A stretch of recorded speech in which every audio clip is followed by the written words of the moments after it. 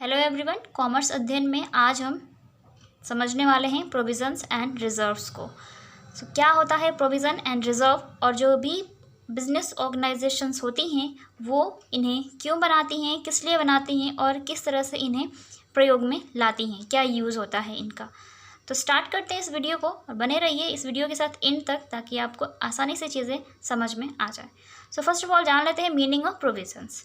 The amount retained by way of providing for any known liability of which the amount cannot be determined with substantially accuracy.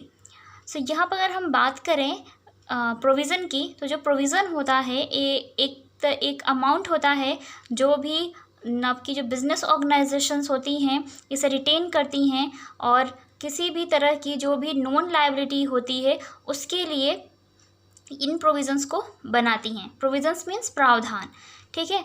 Means ये provision organisations उन liabilities के लिए बनाती है जिनके बारे में उन्हें पहले से पता होता है कि ये लायबिलिटी फ्यूचर में होनी ही है, ठीक है ना। भले ही उसका जो उस लायबिलिटी का जो अमाउंट है वो पहले से निर्धारित नहीं होता है, पहले से डिटरमाइन नहीं होता है, लेकिन बनाया जाता है प्रोविज़न उस लायबिलिटी के लिए, ठीक है ना। अब बात कर लेते हैं हम थोड़ा सा। If any excess provision is made knowingly or intentionally, the amount in excess of the actual need will be treated as reserve. And जब कभी भी जो भी प्रोविज़न जिस भी लाइबिलिटी के लिए बनाया गया है, सपोज़ कि जो ऑर्गेनाइजेशंस हैं वो एसेट्स को यूज़ करती हैं, ठीक है ना, यूज़ करती ही हैं, फिक्स्ड एसेट्स को यूज़ करती हैं, और जैसे जैसे फिक्स्ड एसेट्स का इस्तेमाल होता जाता है वैसे ही उसकी जो वैल्यू होती है एसेट्स की वो डेप्रिशिएट होती चली जाती है। तो ऐसे केस में जो भी ऑर्गेनाइजेशंस होती हैं वो प्रोविज़न फॉर डेप्रिसिएशन बनाकर रखती हैं, ताकि फ्यूचर में होने वाले मशीनरी में जो भी डेप्रिसिएशन हो रहा है उसको उसकी भरपाई की जा सके, ठीक है ना। क्योंकि सभी पता है कि जब भी कोई भी मशीनरी यूज़ होगी तो उसकी जो क्वालिटी है वो एक टाइम पर ख़त्म हो जाएगी, काम नहीं करेगी अच्छे से, तो दूसरी मशीनरी वहाँ पे रिप्लेस करनी पड़ सकती है। उसके लिए भी प्रोविज़न बना कर रखते हैं, या तो वो मशीनरी परचेज़ कर लें या फिर उस मशीनरी को रिपेयर करवा लें, उसके लिए प्रोविज़न्स बनते हैं। एंड उस डेप्रिसिएशन वैल्यू को फेस करने के लिए भी प्रोविज़न्स कंपनी बनाती है, इसीलिए बनाती है।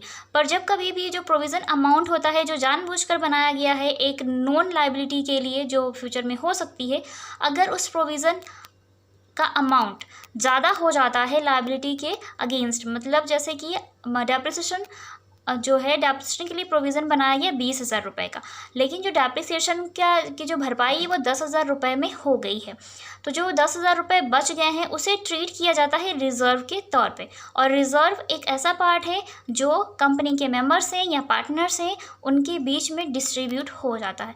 तो जो भी एक्सेस प्रोविज़न अमाउंट होता है उसे रिज़र्व की तरह ट्रीट किया जाता है। ओके, बात करते हैं, देख लें थोड़ा सा एग्जांपल ऑफ प्रोविजंस। सो यहाँ पर है provision for depreciation, provision for taxation, provision for doubtful debts. Taxation means जैसे कि जो भी ऑर्गेनाइजेशन है वो टैक्स भी पे करती हैं, तो टैक्स में भी काफ़ी सारे चेंजेस होते रहते हैं, तो इसके लिए भी जो कंपनीज़ होती हैं वो प्रोविज़न बनाकर रखती हैं।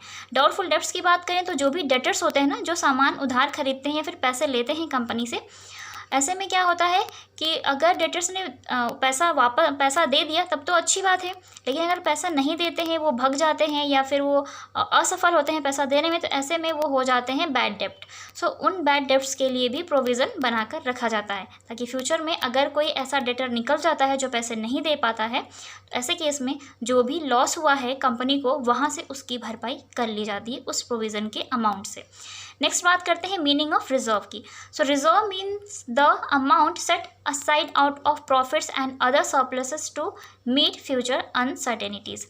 सो जो रिज़र्व होता है वो बनाया जाता है, जो भी ऑर्गेनाइजेशन होती है उसका जो भी प्रॉफिट अर्न होता है या सरप्लस होता है ऑर्गेनाइजेशन को, उसी अमाउंट से रिज़र्व क्रिएट किए जाते हैं। और ये रिज़र्व फ्यूचर में होने वाली अनिश्चितताओं के लिए बनाए जाते हैं। अनिश्चितताओं का मतलब है कि ऐसे लॉसेस जो कंपनी को अभी नहीं पता है लेकिन फ्यूचर में वो हो सकते हैं, ठीक है ना।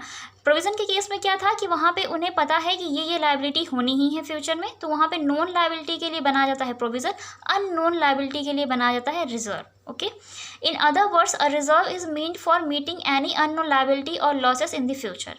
सो जो रिजर्व है, अगर हम दूसरे शब्दों में बात करें तो जो रिजर्व है फ्यूचर में मिलने वाली अननोन लायबिलिटी के लिए या लॉसेस के लिए बनाकर रखा जाता है। ठीक है, अगर कोई लायबिलिटी बनती है या लायबिलिटी क्रिएट होती है, कोई दायित्व क्रिएट होता है, तो उसकी भरपाई, उसका पेमेंट कर दिया जाता है रिजर्व के अमाउंट से। और अगर नहीं होती है तो जो रिजर्व का अमाउंट होता है at the end of the year, जो भी होते हैं कंपनी के मेंबर्स एंड पार्टनर्स, वो आपस में डिस्ट्रीब्यूट कर लेते हैं। एग्जांपल देख लेते हैं। जनरल रिजर्व की बात करें जो डिस्ट्रीब्यूट हो जाता है, कैपिटल रिजर्व, वर्कमैन्स कंपोजिशन रिजर्व की बात करें, सो वर्कमैन कंपोजिशन रिजर्व जो होता है वो एम्प्लॉयज़ के लिए होता है, जो ऑर्गेनाइजेशन में काम कर रहे हैं लोग, अगर उन्हें निकाल दिया गया है बिजनेस से, छटनी कर दी गई है उनकी, तो ऐसे केस में उन्हें कंपोजिशन देना पड़ता है। या फिर अगर किसी ने कंपनी के अगेंस्ट क्लेम कर दिया है तो उसको भी कंपनसेट किया जा सकता है इस जो भी WCER फंड होता है आपका, वर्कमैन कंपोजिशन फंड होता है, इसके माध्यम से। Reserve for redemption of debenture, अगर कंपनी ने कहीं से लोन उठा रखा है तो डिबेंचर्स हैं, तो उन डिबेंचर्स को का जो अमाउंट है वो रिडीम करने के लिए या उनका पेमेंट करने के लिए भी वो रिजर्व का अमाउंट इस्तेमाल कर सकती है, जो reserve for redemption of debenture के लिए बनाया गया है। सो आई होप आपको ये सारे पॉइंट अच्छे से समझ में आ गए होंगे कि क्या है प्रोविज़न, क्या है रिजर्व और किस लिए बनाया जाता है, किस तरह से कंपनी इसका इस्तेमाल करती है। और अगर मैं आपको बहुत अच्छे से समझा पाई हूँ तो कमेंट सेक्शन में कमेंट करके ज़रूर बताएं। वीडियो अच्छा लगा तो इसे लाइक करें, चैनल पर नए हो तो प्लीज़ चैनल को सब्सक्राइब ज़रूर कर लें। And thank you so much for watching this video.